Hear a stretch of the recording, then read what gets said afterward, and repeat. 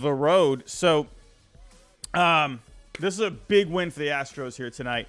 Big win for the Astros. Pretty much if they lost this game, it was over. But we have all seen how the Astros are on the road this year. They're just a different team on the road. And I'm thinking coming into this postseason, maybe, I don't know, maybe that's not really going to come into play too much. And here in this series, it has. Dropping the first 2 games at home, going on the road. I don't know. They just seem to do better when they're not at home. So they take the win here tonight, 8-5. But that was a huge win for them because if they're down 3-0 against this team, I mean, there's pretty much no coming back from that. So let's take a look here at the box score. Let's go over everything. Everyone, if you can, please smash the like button for me. And if you are new, subscribe, join the community here, join the family. We're talking baseball here pretty much every single day. And everyone, share the show if you can. That would be greatly appreciated. So 8-5 final here. The Astros really needed this one tonight, and they really came through a lot tonight with the offense. And they got it started early, and they got a bit of a gift with Max Scherzer. You know, Max Scherzer, you didn't know what he was going to be, and I've been kind of talking about this. He was potentially one of these huge X factors in this postseason, but I worried a lot coming into this start here tonight because he's had the layoff, and it wasn't just that he had a layoff. He had something going on with the shoulder, and, you know, that's something where when you don't have that routine down over the last couple of weeks and you're having to work your way back, it's not a good recipe, especially for postseason baseball, right? I mean, how many times have we seen, I feel like, just over the last few years where you've had guys, you know, going down with something towards the end of the year? Like we saw it with Strider last year. You know, we've seen a lot of guys where they're not fully ready by the time the postseason starts. They come back for the postseason, and then they really just kind of throw a dud. And Scherzer, once again, you know, this happens again. 4 innings tonight, 5 earned, 4 Ks. I mean, you saw right off the bat, had the wild pitch early on. That got the runs going for the Astros, and the Astros, they just started bashing at that point. Maldonado, of all the people, Martin Maldonado. That's the thing with Maldonado, though. In the postseason, he always seems to come up with a big knock when you need it. And, hey, he came through here, made it 3-0. Jose Altuve, this guy's a living legend. He is second all-time in postseason home runs, now at 25. His home run made it 4-0. Dubon, he had a base hit, made it 5-0. But the Rangers battled back in this game. Josh Young is looking like an absolute superstar. Even in a losing effort, this guy had a great game. 2 homers, 4 RBIs. Had a spot there at the end, couldn't quite come through, but he did everything he could for this Rangers team tonight, while a lot of these guys kind of went cold. You know, Semien at the top of the order did score a run there, but Seager was cold tonight, which is very odd for Corey Seager. Evan Carter had the double there tonight. You know, Garcia had the hit, but they just couldn't really get anything going. You had Lowe as well, had a pretty decent game, and then Young at the bottom of the order, but they need the top of the order to really be producing. He did everything he could at the bottom, but imagine if you had Semien and Seager really getting it going at the top of the lineup, really getting some momentum going. Who knows? Maybe this is a different game. So it's nice that the bottom of the order is contributing the way they did tonight, but you need the top of the order as well. And those are your big bats. Those are your superstars. You got to have those guys come through.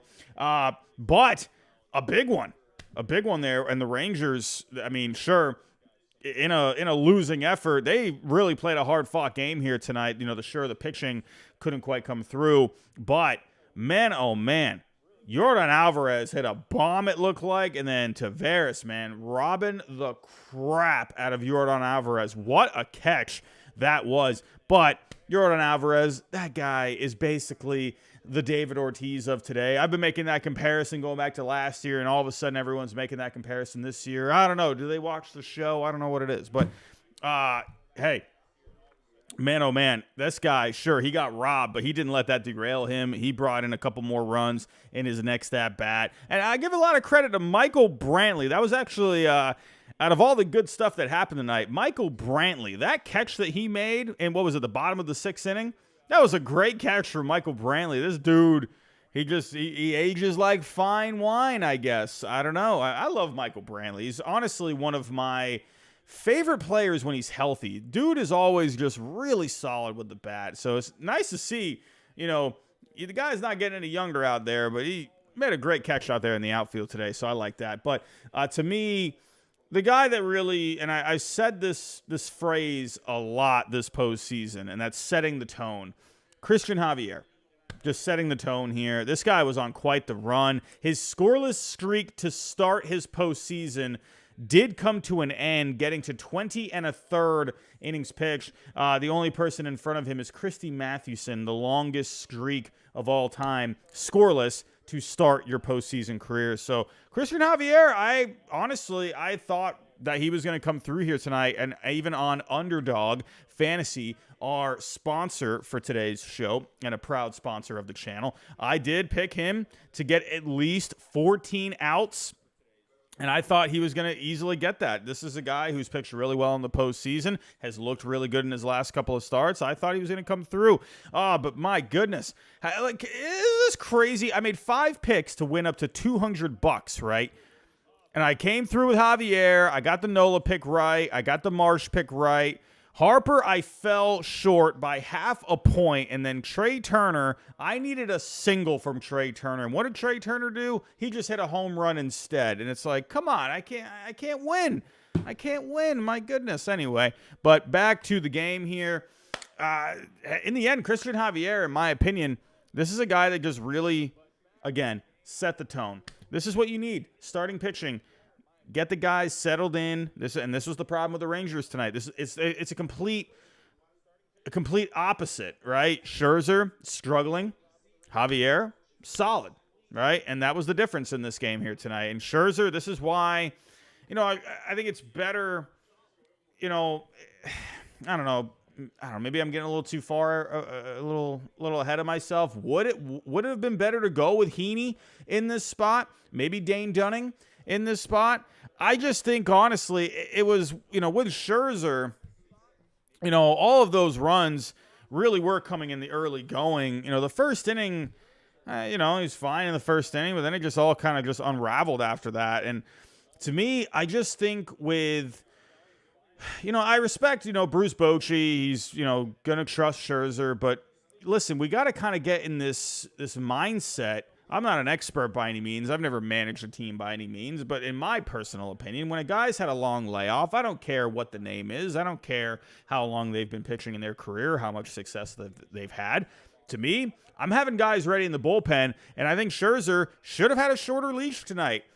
Personally, you had John Gray pitching this one at one point. Maybe you could have just brought him in right after Scherzer. You could have gone with Dunning. To me, I think Scherzer should have had a really quick leash, and I don't think he should have even, I don't know, again, maybe even after the second inning, I would have probably pulled him after that. Maybe just 2 innings, and he ended up giving up a couple of more runs there. If you had pulled him and maybe got this bullpen to really contribute, I think this could be a different game here. So, personal opinion with Scherzer, I do think he was left in too long, in my opinion. When you got a layoff like that, especially with the shoulder, I mean, come on. Like, to me, I think that needs to be, he needs to be yanked a little quicker. Got a couple super chats. How you doing? We got SSJ Laxo, how you doing? $4.99. Boston area, a new restaurant called Behind the Plate, serving a high-end take on stadium favorites, is now open in Portsmouth, New Hampshire. I mean, if I ever go to New Hampshire, I will absolutely stop by. That sounds wonderful. What a great name, Behind the Plate. That sounds wonderful if you ask me. Hey, I'm gonna have to check out the site. I'm a big food guy. I eat large quantities of food throughout the day. I'm just saying.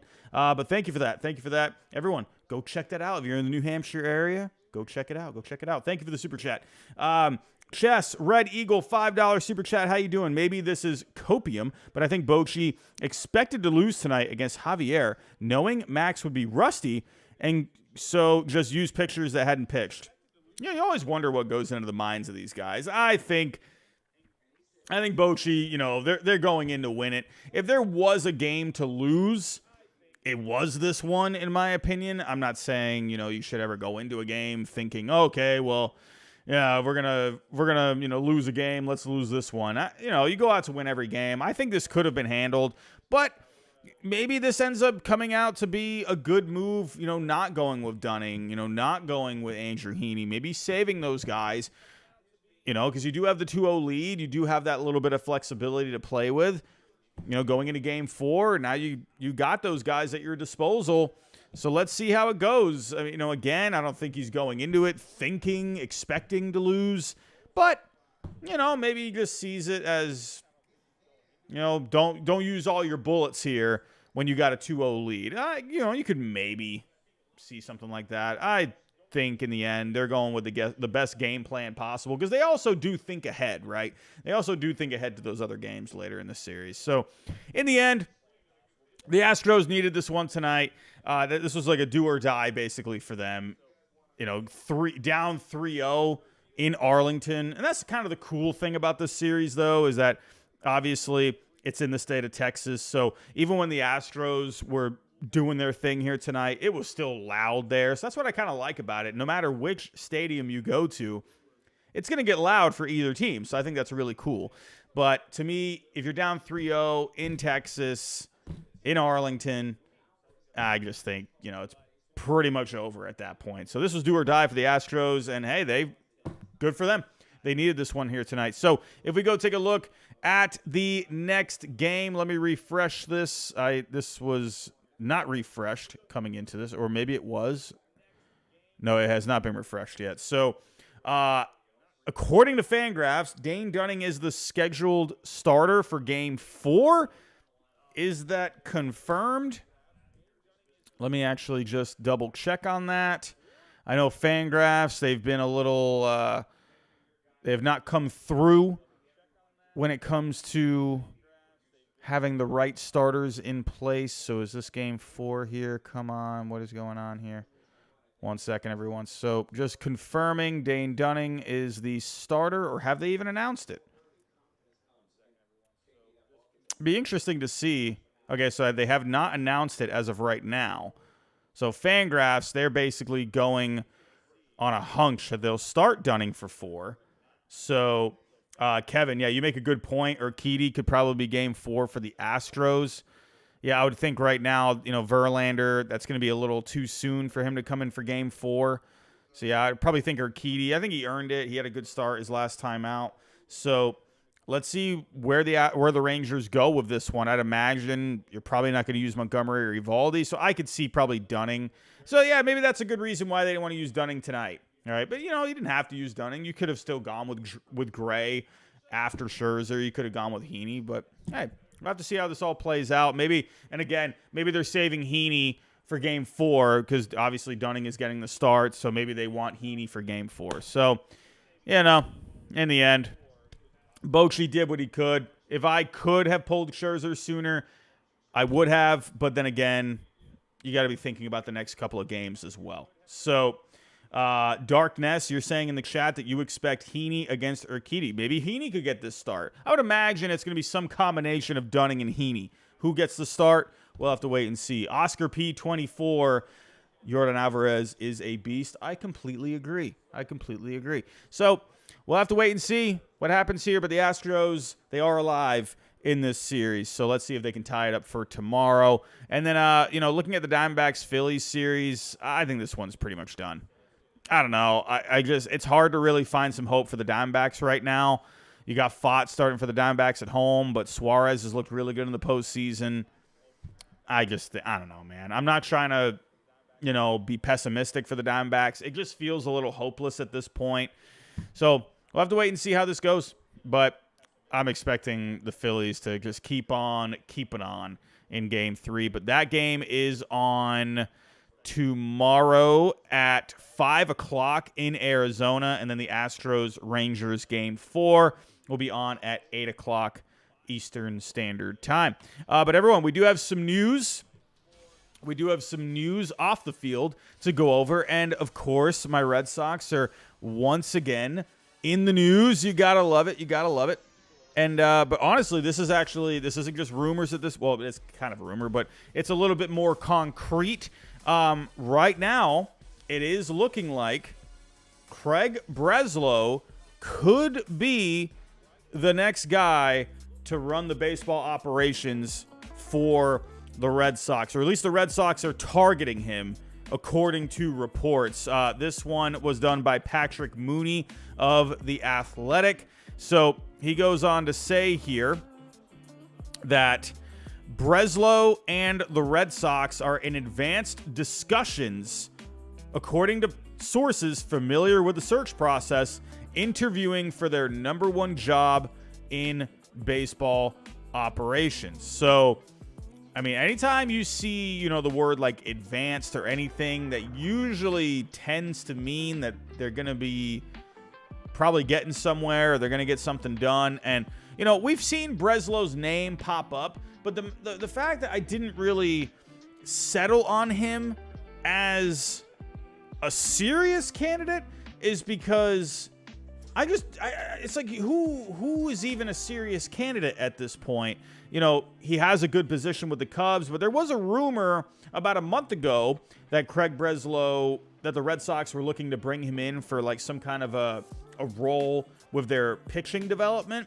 Now, it seems a little different. That who knows, maybe a month ago, maybe they were actually looking at him coming in for a head position to be maybe the next president of baseball operations or the general manager, whatever title they give him. And, we saw some comparisons on Twitter land, X land, whatever you want to call it tonight, that there's some similar. I think Patrick Mooney even mentioned it in this article that, with the Rangers, they hired Chris Young as a general manager at first, and then he ended up becoming the president of baseball operations. So if the Red Sox do go with Craig Breslow, I wonder if it almost, I've used this word the last couple of nights, if they end up taking like more of a collaborative kind of an approach where they go with Breslow, you go with Eddie Romero, who's the assistant GM as of right now. So I could see that working, but Breslow, to me, this guy's sharp, highly educated guy, obviously had a very solid career out of the bullpen. He was huge in 2013 for the Red Sox in that World Series run. Such an underrated guy out of the bullpen that year. He's so good that year. But, he had a lot of good moments with the Red Sox, helping them win a World Series. So, to me, I really like the idea of it. I just wasn't really sure how serious it was because, he has a pretty good situation with the Cubs right now. There seems like maybe they're getting back to more winning ways. They just fell short of the postseason. So wondering, how serious is it where, especially with all these guys turning the Red Sox down. But I like the idea of Craig Breslow, and here's why, where the big thing that I've mentioned, and I've almost kind of talked sort of negatively about it, I've leaned a little more negatively with it, is that Alex Cora, while I do love Alex Cora, obviously helping us win in 2018, he's a guy that you just like, in my opinion. I like having Alex Cora around. I like having him as the manager. I think he's just a really solid manager to have. Sure, there's been questionable decisions with the bullpen and whatnot.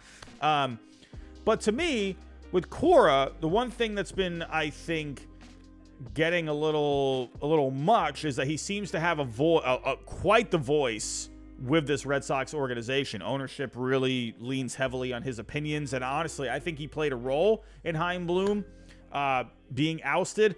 I don't think he played a main role, but I do feel like there was some kind of, at least had to be, I'm speculating, that had to be some kind of communication with Cora on like what his thought process was. I would imagine that came into play at some point. He'll deny it, but I would imagine that happened sometime.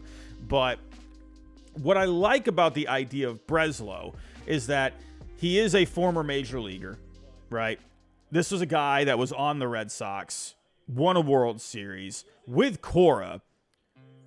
Cora, to me, I think putting a guy that went through the rigors of playing Major League Baseball, that won a World Series ring, that won a ring in Boston, I actually think he's a really solid person to put in this role because Cora, there will be an automatic respect there, right? Because they both have that camaraderie when it comes to playing the game of baseball. Whereas, Chaim Bloom was, he did a great job with the farm system, but Chaim Bloom wasn't, a major leaguer. I think there will be that respect towards each other. And I think you need to put someone in that role. If you are going to keep Cora around as your manager, you need to have someone that Cora is going to respect, right? Someone that he can communicate with. And I think Breslow is actually a really solid guy to put in this role to work with Cora. So where I think Breslow, I would imagine, in my opinion, I would think Breslow, this is a guy I think, sure, he'll be new to the role, but he's been working under guys like Theo Epstein, Jed Hoyer. This guy knows what's going on in a front office. This guy has an idea, and he's worked under a great general manager and president of baseball operations in Theo Epstein. So, to me, I don't think Craig Breslow is going to be lacking confidence coming into this role if it does end up being him. And I think if Cora, starts, getting, I don't know, I can't find the right word, starts maybe getting a little negative about things like how he was with Bloom, really taking subtle shots at Bloom, saying it's not about how good the farm system is, it's about how many championships you win, right? That to me is not really like a great thing, in my opinion, or it didn't really paint a good light of the relationship between Cora and Bloom, right? Or at least a professional relationship. I think with Breslow, he's gonna, a guy that went through the rigors of Major League Baseball, he'll shut that stuff down right away, in my opinion. Be like, dude, what are you doing? What are you doing? I like this move. If it does end up being it, I think Breslow is a guy that's very high on pitching too, obviously, being a pitcher, but he's huge on analytics. He's huge on... There's a video out there I was watching it earlier. It was when they were the Indians at the time, but like the shape of pitches, right? And just... he's just very deep into all that stuff, right? The advanced metrics, the advanced analytics, right? The shapes of pitches. He's very big into just the art of pitching. And I think that's what the Red Sox really need. Because at the end of the day, with Chaim Bloom, this is a results-based business. And at the end of the day, they did not have the results. But the one area the Red Sox really struggled to find consistency in was pitching. Right? Dave Bush, he's out. And Breslow, to me, if he ends up being the guy, I think is a really solid person to put in this role because he emphasizes the pitching department. So, overall, what I could end up seeing at the end of the day, if I were to kind of give like a final thought of what I think could end up happening now that we're getting some more concrete information about what could happen, I could see Breslow coming in as the GM, or maybe even as like a co-GM, right? Maybe him and Eddie Romero could be like co-GMs, because I feel like, could that have an effect on Romero, right? Where Romero has interviewed, right? And then you bring in Breslow and you put him above him. Could that create maybe a little tension there? I don't know. I don't know. Maybe you could have them both be your GM or do some kind of a coordinated or a collaborative effort, right? Well, I don't know. I don't know about the logistics of it, but I could see something unique like that. I wonder if they do go of that route, but I could also just see Breslow being the GM, Romero stays as the assistant GM, and then a couple of years if Breslow does do well, they can give him that title of president of baseball operations. So it feels like that's kind of the way it is going. But as for on the field, it is looking like the Mets are drawing closer to possibly hiring Craig Counsell as their next manager. This was reported yesterday, but it says here from John Heyman, folks around the game are starting to think the Mets have a reasonable chance to sign star managerial free agent Craig Counsell away from his hometown Brewers, since he deferred extension talks in spring and there's no sign of progress yet. Even so, someone connected to the Brewers said he believes Counsell will stay if he's paid what he believes is fair, so it could go either way. One NL executive said if he was going to stay, they'd have already signed him, but others aren't so sure. So my take on this is I think he's really just playing the waiting game. I think the Mets are definitely serious contenders for Craig Counsell. It feels, with the David Stearns connection, he was with David Stearns for a while. David Stearns left. Now he's with the Mets. So you have that partnership right there, right? And then Steve Cohen, he's going to throw some money at him. At the end of the day, I think Counsell's he's in a good spot right now. he'll be managing, I think, next year. It's just a matter of, he wants to get paid what he thinks is fair. And if the Mets can outbid the Brewers for his services, I think he's going to go to the Mets. It's funny with Craig Counsell because he's always come off as like more of a quieter kind of a guy. I don't say quiet, but a bit more reserved, a little less outspoken than other managers in the league. So him on the Mets in Queens, I wonder how that dynamic would be. But I feel like, David Stearns is there. You have that comfort there. And I think with the Mets, with the talent they have, Counsell has proven to be a really good manager. I think it could be a really good fit. Now, again, the fit of him in Queens itself, not amazing. But, it's just going to be interesting. I do think there's a very good chance. I'll probably go 70% chance he ends up with the Mets, but I could see him just going back to the Brewers as well. If the Brewers really want to keep him around, they're going to have to pay the money. So, everyone, that's pretty much all I got. Don't forget about our sponsor here, Underdog Fantasy. The link is in the description down below. Clicking on that will bring you to the sign-up page, and make sure you use my code HIDE.